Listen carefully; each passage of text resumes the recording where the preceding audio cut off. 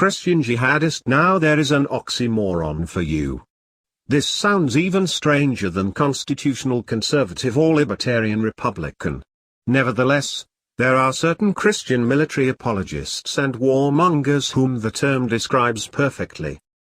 There are a number of characteristics of a Christian jihadist.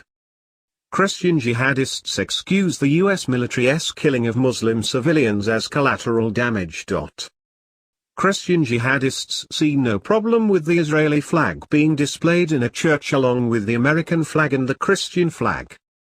Christian jihadists believe everything that Israeli Prime Minister Benjamin Netanyahu says about Iran and the Palestinians. Christian jihadists attend churches where one hears more from the pulpit justifying military intervention in the Middle East than about the need for missionaries to go there. Christian jihadists defend the Crusades. Christian jihadists consider all Muslims in America to be potential terrorists even while every new mass murderer and school shooter is usually a white man. Christian jihadists support foreign aid to Israel even if they don't support it to any other country. Christian jihadists may like some things about Ron Paul, but think he is completely wrong on US foreign policy.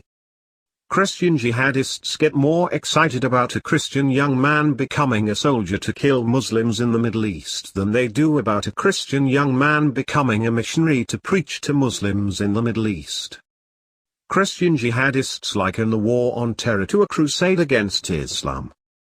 Christian jihadists confound the people of Israel with the government of Israel. Christian jihadists liken every leader of Iran to Hitler. Christian jihadists think that GOP means God's own party. Christian jihadists wear lapel pins with the American and Israeli flags. Christian jihadists don't know the difference between Sunni and Shia Muslims. Christian jihadists hardly know the location of any country in the Middle East except Israel. Christian jihadists want the Guantanamo prison to be kept open indefinitely. Christian jihadists think that everyone held at Guantanamo is a terrorist. Christian jihadists have no problem with Guantanamo inmates being held indefinitely with neither charge nor trial. Christian jihadists think Iran is an existential threat to the United States. Christian jihadists dismiss the US military's bombing of hospitals and wedding parties as mistakes. Christian jihadists appeal exclusively to the Old Testament to justify the actions of the US military and Christians participating in those actions. Christian jihadists never mention that Iran has signed the Nuclear Non-Proliferation Treaty, but Israel is one of only 4 countries that hasn't. Christian jihadists never mention that the country in the Middle East with the most nuclear weapons is Israel. Christian jihadists criticize Obama for promoting the Muslim holy day of Ramadan but never criticize Bush for doing the same thing. Christian jihadists think that Muslims hate us for our freedoms. Christian jihadists believe that torturing Muslim prisoners to obtain information is okay if it provides valuable information or saves the life of one American. Christian jihadists think the United States should take perpetual vengeance on Muslims because of the September 11th attacks. Christian jihadists believe that America, the abortion, drug, prison, and pornography capital of the world, is a Christian nation. Christian jihadists criticize our enemy Iran 100 times more than they criticize our ally Saudi Arabia, a repressive and theocratic dictatorship. Christian jihadists think that everyone in the Middle East except Jews are dumb ragheads, Muslim heathens, or incorrigible terrorists. Christian jihadists consider the Israeli Defense Forces, IDF, to be the most humane military in the world.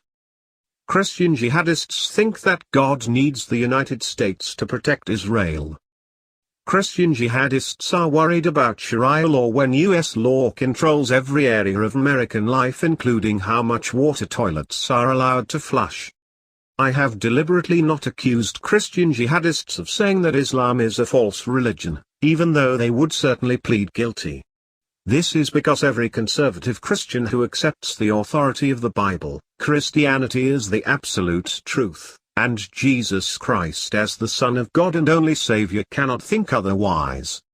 But there is a tremendous difference between a Christian thinking that Islam is a false religion and holding to the tenets of Christian jihadism. Just as there is a tremendous difference between thinking a religion, an idea, a proposition, or a belief is false and wanting to kill, or hoping that someone else kills, those who hold to false religions, ideas, propositions, or beliefs. Beware of Christian jihadists. Just as you should beware of Old Testament Christians, Christian armchair warriors, Christian coalition moralists, evangelical war-vangelicals, Catholic just war theorists, right-wing Christian nationalists, theocon values voters, imperial Christians, pro-lifers for mass murder, red state Christian fascists, bloodthirsty Christian conservatives, nuclear Christians, Christian coalition moralists, religious right warmongers, God and country Christian bumpkins, military chaplains, sniper theologians, conservative Christian warmongers, and members of the Christian axis of evil. Many conservative Christians have left these groups. I know because I have received hundreds of emails over the years from individuals telling me that they have. The only good thing about the US military becoming a politically correct haven of gays, lesbians, feminized men, manly women, bisexuals, gender neutrals, transvestites, and transsexuals is that conservative Christians are beginning to question their love and support for the military. May more Christian jihadists be in